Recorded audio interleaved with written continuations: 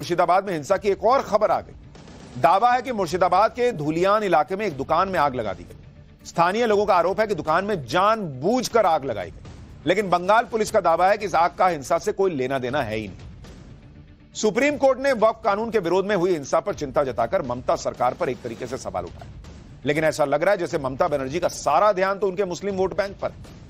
वक्फ कानून को लेकर आज ममता बनर्जी ने कोलकाता के एक स्टेडियम में इमामों से मुलाकात की। जो ममता बनर्जी जिन हिंदुओं के घर जल गए, जो अपना घर छोड़कर भागे हुए हैं, उनसे मिलने नहीं जा पाई, उन ममता बनर्जी ने आज इमामों से मुलाकात की। पब्लिक पूछ रही है सोशल मीडिया पर कि मुर्शिदाबाद के हिंदुओं से कब मिलेंगी मैडम आप, जिन्हें बंगाल में घर छोड़कर भागना पड़ा है। ममता बनर्जी ने वक्फ कानून लागू न करने की बात कहकर मुसलमानों को तो भरोसा दे दिया, लेकिन वो हिंसा से पीड़ित उन हिंदुओं को भरोसा कब देंगी जो आज भी न्याय की उम्मीद में। आप ममता बनर्जी की कुछ पुरानी तस्वीरें देखिए। जब कोलकाता में डॉक्टर्स प्रोटेस्ट कर रहे थे तो ममता बनर्जी ने उनसे मुलाकात की। जब टीचर्स ने प्रोटेस्ट किया तो स्टेडियम में उनसे मिली।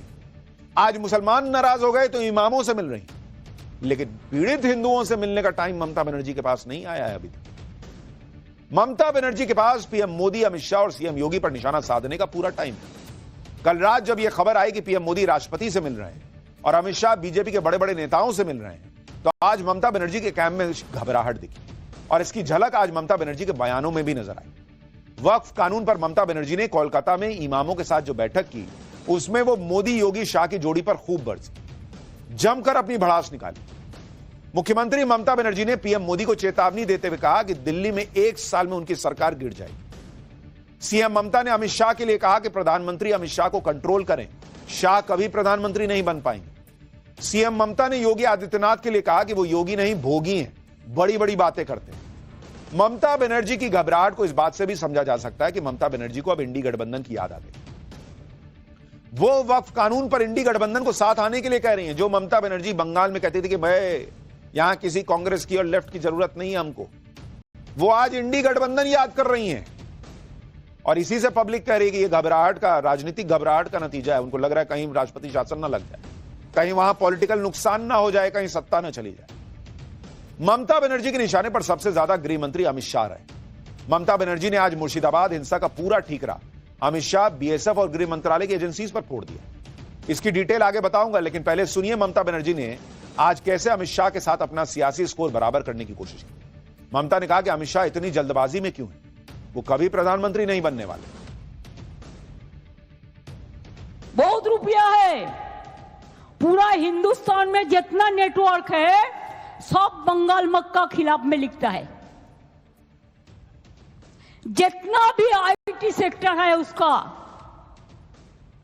वो सब अमित शाह का कंपनी ज्यादा है।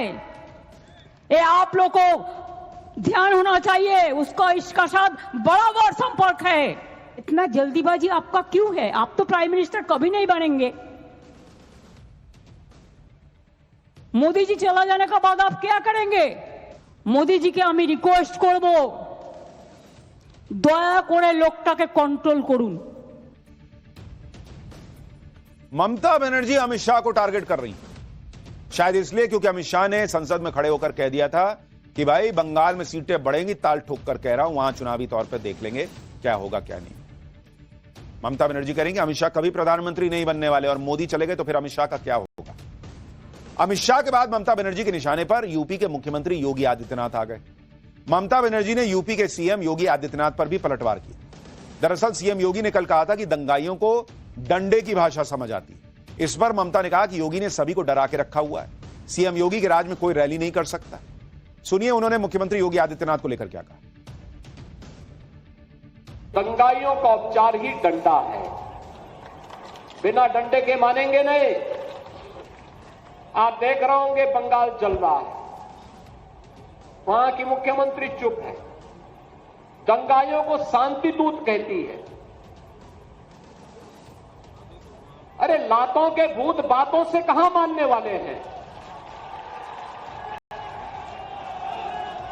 लेकिन सेकुलरिज्म के नाम पर इन लोगों ने दंगाइयों को दंगा करने की पूरी छूट दे रखी है। पूरा मुर्शिदाबाद पिछले 1 सप्ताह से जल रहा है। सरकार मौन है। बड़ा बड़ा बात करते हो, कितने एनकाउंटर में मैं मारा, एक भी में रैली किसी को नहीं करने देते, एक भी मिছিল नहीं करने देते, लोगों को डर दिखा के रख दिया, लोगों ने एक रैली भी नहीं कर सकता है। अरे बांग्लाয় तो फ्रीडम আছে, সিপিএম র‍্যালি করে, সিপিআই করে, আলট্রালেফরাও কখনো কখনো করে, এসইউসিও করে, কংগ্রেসও করে, আর বিজেপি তো পারমিশনের প্রয়োজন নেই। योगी आदित्यनाथ ने लात के भूत जो हैं उनका इलाज कहा कि वो भाई लात के भूत बात से नहीं मानते। ममता बनर्जी को बुरा लग गया, वो कह रही है कि भाई वहां यूपी में कोई स्वतंत्रता नहीं है, यहां तो सब रैली कर सकते हैं। बंगाल में शोभा यात्रा निकालने के लिए हाईकोर्ट से परमिशन लेनी पड़ी थी। भूल गए क्या लोग? हिंसा और उपद्रवियों से निपटने के लिए सीएम योगी का मॉडल पूरे देश में चर्चित है।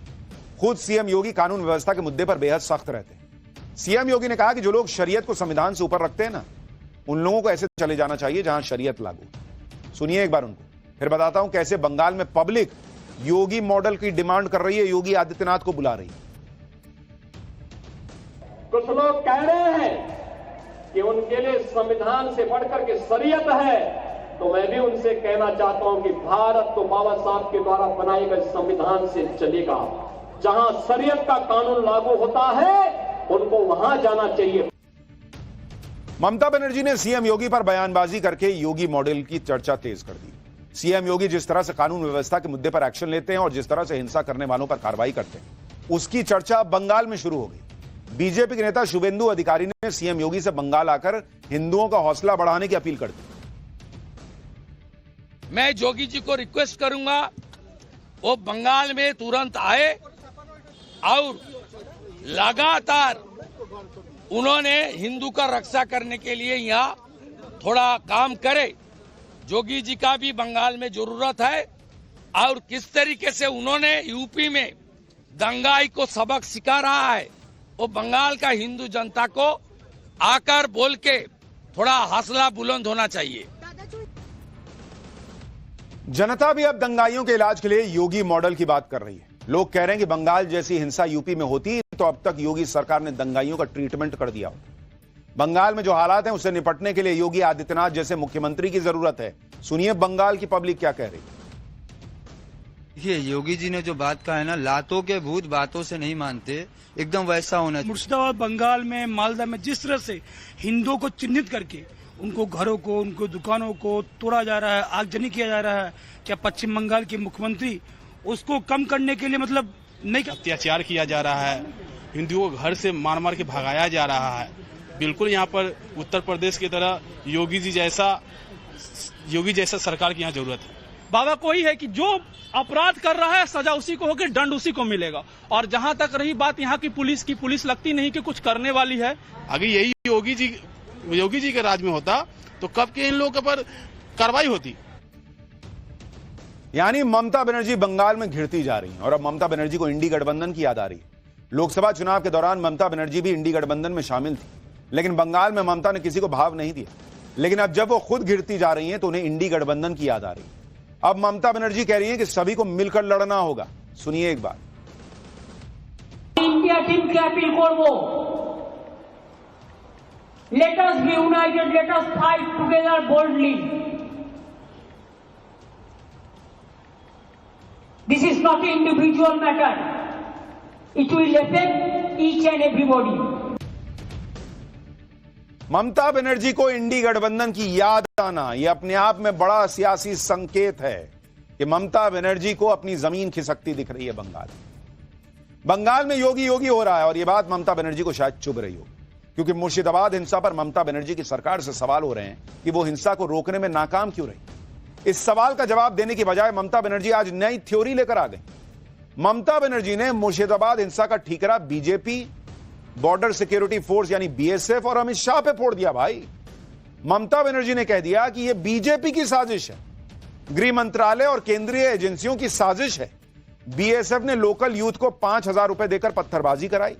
बीएसएफ और केंद्रीय एजेंसीज ने बांग्लादेश से अवैध घुसपैठ होने दी ताकि हिंसा करवाई जा सके।